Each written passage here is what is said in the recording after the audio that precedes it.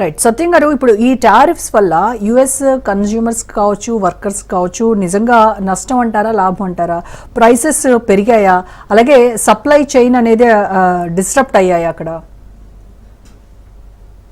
Disturb అయ్యాయి.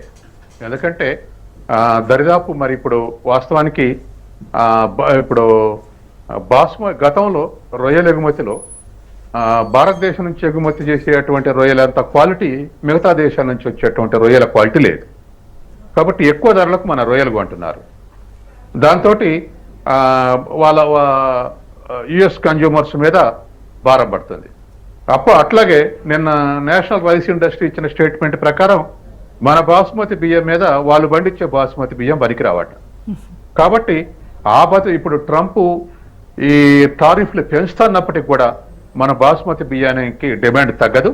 మన బాస్మతి బియ్యం అక్కడ ఉన్నటువంటి సెటిలర్స్ మొత్తం కూడా ఫ్రమ్ ఏషియా అన్ని కూడా ఇండియన్ బాస్మతి బియ్యాన్ని ప్రిఫర్ చేస్తారు.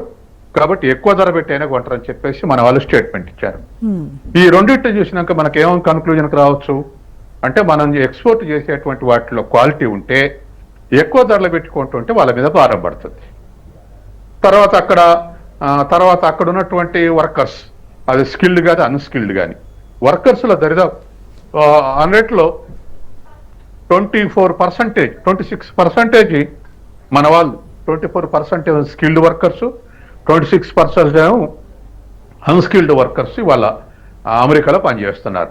ఏది ఫారినర్స్, నాట్ ఓన్లీ ఇండియా, ఆ ఫారినర్స్. మోస్ట్ ప్రాబబ్లీ ఏషియన్స్ ఎక్కువ మంది పనిచేస్తుంటారు. ఎందుకంటే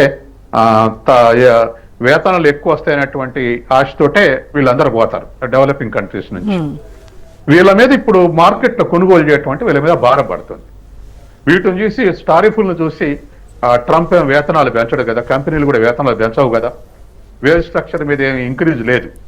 కాబట్టి వచ్చే వేజెస్ వచ్చేటువంటి స్థిరంగా ఉన్నాయి, కానీ కొనేటువంటి ధరలు పెరిగినాయి టారిఫ్లు విధించడం వల్ల, ఇతర దేశాల మీద టారిఫ్లు విధించడం వల్ల. కాబట్టి ఖచ్చితంగా ఆ భారం ప్రజలు మోస్తూ ఉన్నారు.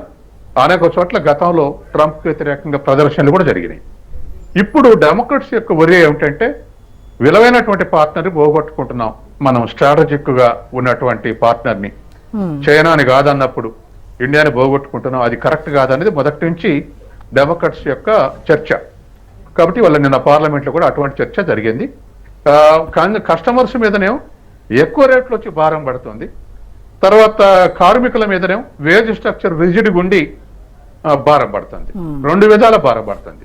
కాబట్టి ఇవాళ మన వాళ్ళు రాజకృష్ణమూర్తి కానీ, మిగతా వాళ్ళు రాస్ కానీ, విజయ్ కానీ